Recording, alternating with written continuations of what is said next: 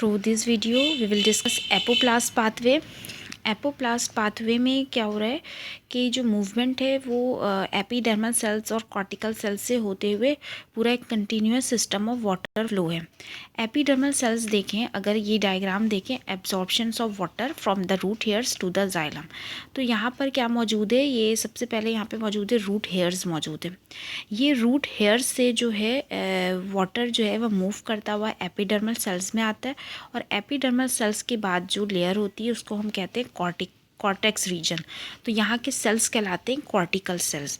तो epidermal cells से जो है वाटर मूव करता हुआ कॉर्टिकल सेल्स में आता है, और कॉर्टिकल सेल्स और एपिडर्मल सेल्स की जो सेल वॉल है वो हाइड्रोफिलिक होती है। इट मीन्स हाइड्रोफिलिक मीन्स क्या होता है कि वाटर लविंग, तो ये वाटर को अपने अंदर से पास होने दे रही होती है। ठीक है, यहाँ तक ये जब मूव करता हुआ रूट हेयर से एपिडर्मल सेल्स में आता है, फिर एपिडर्मल सेल्स के बाद जो है वो कॉर्टेक्स रीजन में आता है। तो ये एक तरह से पूरा एक वाटर फ्लो का सिस्टम बन जाता है। फिर यहाँ से जब कॉर्टेक्स रीजन के अगर हम अंदर लेयर देखें तो वो लेयर कहलाती है एंडोडर्मिस।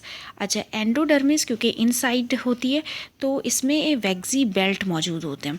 अच्छा, ये वैक्सी बेल्ट कहलाते हैं कैस्पेरियन स्ट्रिप कहलाते हैं।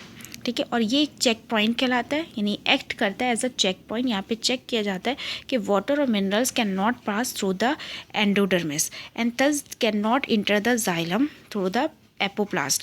यानी कि जो यहाँ पर कैस्पेरियन स्ट्रिप होती है, वैक्सी बेल्ट की जो स्ट्रिप है बनी हुई है, ये अपने अंदर से वाटर और मिनरल्स को गुजरने नहीं देते हैं।